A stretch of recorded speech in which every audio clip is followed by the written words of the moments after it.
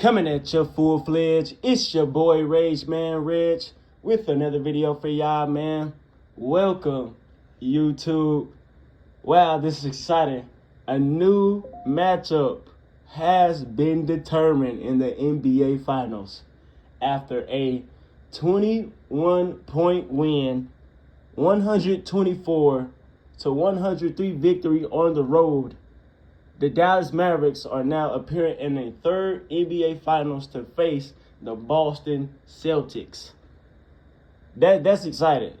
The first time since 2011, of course, with Dirk's Mavs, of course, beating the Brandon Roy Trailblazers, the young KD and Russ, the back-to-back championship Lakers with Kobe, and then to cap it off, the Big Three Miami Heat.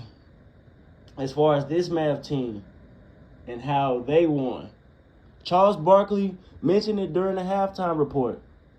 The Timberwolves were simply satisfied with not being swept. In this game, though, the results were a bit different. Anthony Edwards and Karl Anthony Towns played fairly well, but the rest of the team could not sink shots. Sixth man of the year, Naz Reid, who been consistent the whole postseason, did not show up. Kyle Anderson, who at least was clutch defensively in that game 4, couldn't do that. He only had 7. He didn't have as much impact on defense, of course. Ultimately, they were okay with not being swept. You're not making the finals playing like that.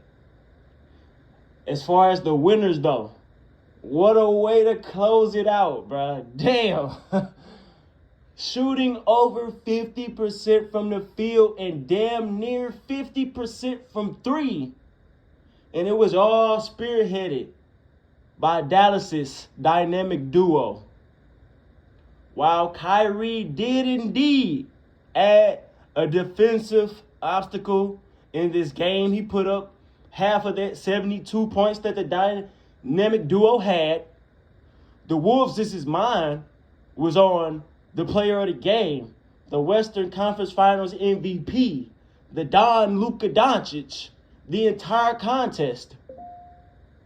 In this game, Luka put up 36 points, 10 rebounds, 5 assists, shooting an ungodly 63.6% from the field and 60% from the three-point line. And it wasn't like the earlier games where Luka turned up in the second half or hitting a clutch game winner that could have went either way if it didn't go in. The light bearer, Luka, was sparking them from the very beginning,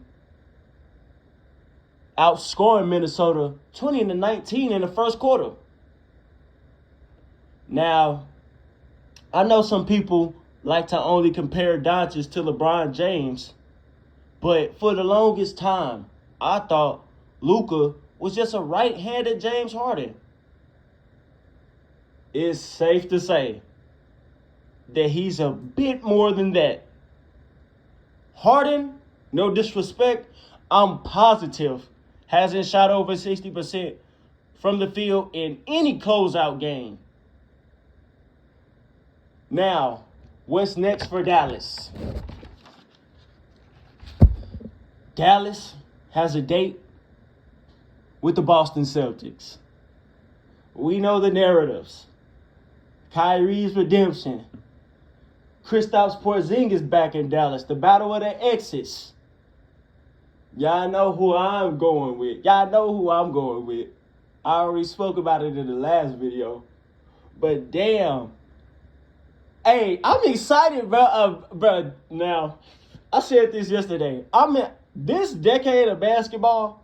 Now, wow, the rules. We know the bad things about the rules, but I love basketball. Period. This era of basketball might be one of my favorites in terms of the parity, the competitiveness.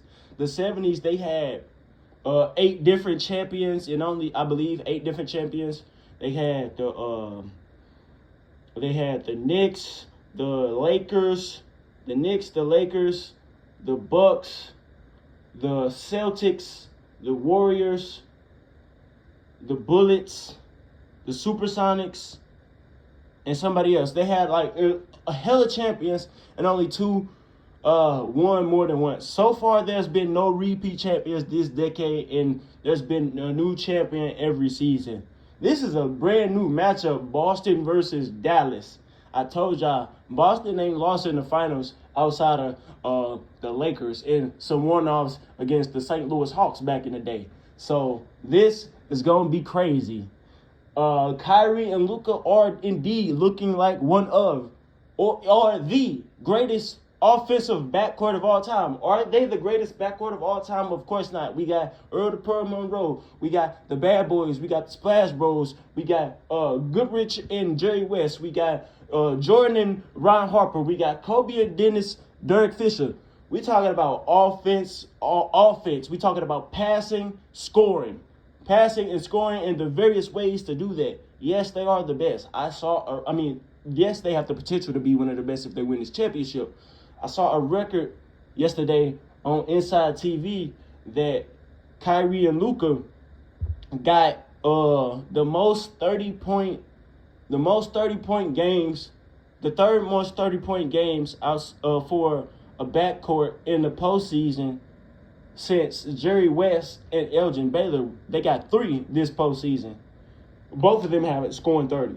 So that show you that they putting in their work, because Jerry West and Elgin Baylor, when they was doing that, they didn't have a center. They didn't have a dominant center. They was just going to the finals, putting buckets in, making trips to the finals, and getting their ass beat by the Celtics every time. So the fact that they doing this with a small ball team is hard, bro. Now, they better hope KP don't come back. But again, if he does come back, will that skirt off their chemistry? Who knows? But we will see. The NBA Finals is coming up. This is exciting, man.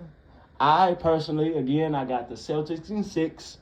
I would say 5, but I got to respect. I'm not going to disrespect the Dallas Mavericks like that. I'm going to say 6 games. I got Celtics in 6 games simply because they more experienced together. They the better defensive team. They the better offensive team. And I don't think they're going to do the Celtics like they just did the Timberwolves, simply put. But let me know who y'all got in the finals. But first, hit that like button. Comment at the beginning, in the middle, at the end, and video. Share for us to see. Subscribe if you're new. Hit that notification bell so you can be notified every time I drop. This is going to be a good finals, man.